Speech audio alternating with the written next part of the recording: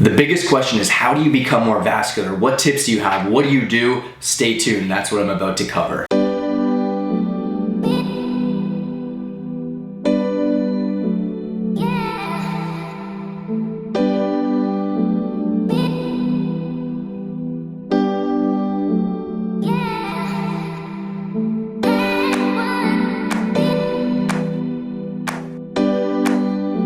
So I do have a number of tips that you can actually implement and make changes within your day-to-day life, but I did want to start off by saying the first thing that's going to make a big difference is going to be genetics. Now this is something you obviously can't change, but a lot of times people don't realize how much it actually has an impact. There are a lot of people who get extremely lean who still don't have much vascularity, and there's some people who may carry a little bit more fat and their veins are still popping. So while there are a lot of things you can, implement into your overall journey, I did want to say that just naturally speaking, I am someone who just has veins popping, just ever since the beginning when I first started lifting weights, even when I was scrawny, didn't have much muscle mass and everything like that, I would still have the shoulder veins, the spider veins, the Google Maps they call it, and that's something that was just natural to me, and it just was based off of my genetics and kind of how everything was wired within my body, right? So that's gonna be the first thing, but let's jump into something that you can actually start to apply. And number two, plain and simple, just decreasing your body fat. You've all seen that person who just starts to shred down, they lose 10, 15, 20 pounds, whatever it is, they were already kind of lean and you just see the veins popping. That's typically what happens for me. If I'm at about 180, as you can see in the photo here, you don't see as much vascularity. Once I get into the 160s, it's pretty crazy. So the veins come out to show. But underneath the skin, there's a lot of things going on between muscle, subcutaneous fat, fluids, blood vessels, so much more. When we store more fat, unfortunately our veins just become less visual, and that's just something that happens for pretty much every single person. So cutting down body fat, whatever stage it is that you're at, some people may have a bit longer, some people may have shorter, but it's definitely something that once you do that, it'll be game changing for you. There's so many different things. We have a million resources. If you haven't listened to our podcast, we have over almost 500 episodes, over 400 at least, teaching you about fat loss, muscle gain, all that great stuff. So you can click that down below, and we talk a lot about fat loss strategies, different ways to implement it, how to diet, the best best exercises for your routine.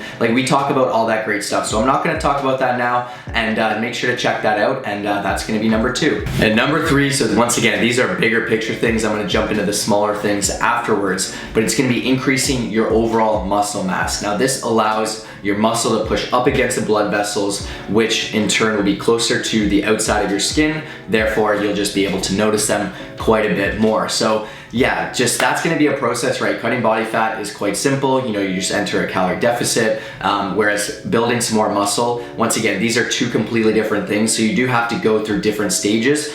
And I do find for most people, as you continuously lift for longer and you get used to all this stuff, your veins start to show within many phases of your journey. You don't just start picking up weights and start seeing, unless your genetics are absolutely crazy, the veins popping. But once you go through the cutting phases, once you go through the bulking phases where you put on some muscle, you decrease some body fat, that's where it all comes together. And once again, we have tons of resources if you want to check that out.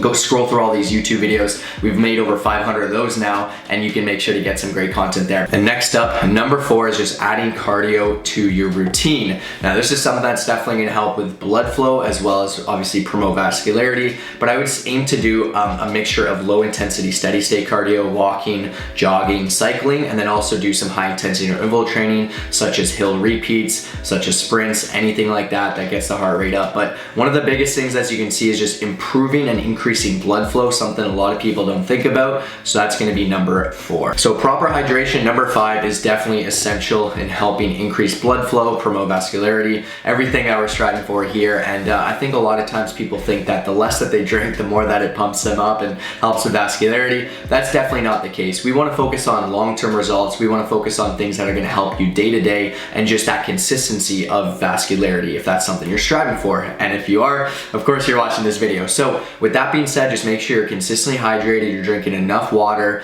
For me personally, I have at least a gallon per day. It's very situational how much you should have based off of where you're at, how much you weigh, and everything like that. I do have a graphic on the screen right now, which you can check out, and that's gonna help you understand, it's something kind of crazy, but you know, when you do pay attention to your pee color, it's definitely something that can help without tracking water intake, and that way you know you're hydrated and you're good to go there. And so last but not least, this should be a given, but just making sure you're eating a diet full of whole, healthy foods, full of nutrients and all that great stuff. This is definitely gonna help with blood flow as well, and it's gonna be something that's gonna help you in the long run and gonna go such a long way. So with that being said, those are the biggest things that will help you day to day, and I do believe that like will help you long term. There are a bunch of different things that will also help you short term, you know, quick fixes, all that great stuff, which I'm gonna jump into right now. So now these are more short term fixes, things if you have some sort of event, some sort of show, like whatever it is that you're striving for, these will definitely help you for the time being, but they won't be long term. And that's just gonna be heat exposure, sun exposure, like whatever it is that you can think of, different things like sauna, hot tubs, you know, even just going outside on a really hot day. These things just cause your veins to dilate and just enlarge, essentially, you know, be pushed closer to the skin there. And it's just something that a lot of people use to their advantage, especially when it comes to getting ready for shows. But yeah, you'll notice there's some days you're out there, you're just on the beach or you're doing whatever it is, and you just start noticing them. At least for me personally, I do notice that, and it's just something to consider. But past that is just gonna be doing some sort of pump workouts. So once again, that's just pushing blood flow to your muscles, pushing everything right to the outside of the skin, getting a nice little pump there. And it's something that a lot of especially competitors do, but you know, if you're ever getting ready for some sort of photo shoot event, like once again, these are shorter term, these are things that are gonna change your life like right away and just push you to have that vascularity naturally, but definitely doing lots of things, especially arm related, bicep curls, like tricep extensions, even a lot of times when people do shoulder movements, you know, lateral raises, whatever it is, that just helps a ton. Pump workouts will definitely go a long way, but these are things that you do it and unfortunately it goes away after a little bit. So I wanted to stress, because a lot of times people will focus so much on just like the small things and won't take that time to focus on like actually dedicating a couple years to a dedicated training program, hiring a coach to help them out. Like there's so many other external factors. A lot of people are, you know, just quick to jump to the quick fixes, but that's something I wanted to share as well. But hopefully you enjoyed that video. Make sure to subscribe if you haven't already, if you want a coach to guide you through the process of building muscle, losing fat, getting to the next level. Make sure to send us a message on Instagram, follow us, message us transformation with the Instagram handle Colossus Fit, COLOSSUSFIT, and make sure to check out our podcast, our YouTube channel. Our podcast is where we spend a lot of time. You know, we've been doing 2 episodes a week for the past 4 years now, haven't missed a day, trying to build up this YouTube channel again. But anyways, that's all I got. Make sure to comment if there's anything else you want to see, and we'll see you in the next video. Peace out.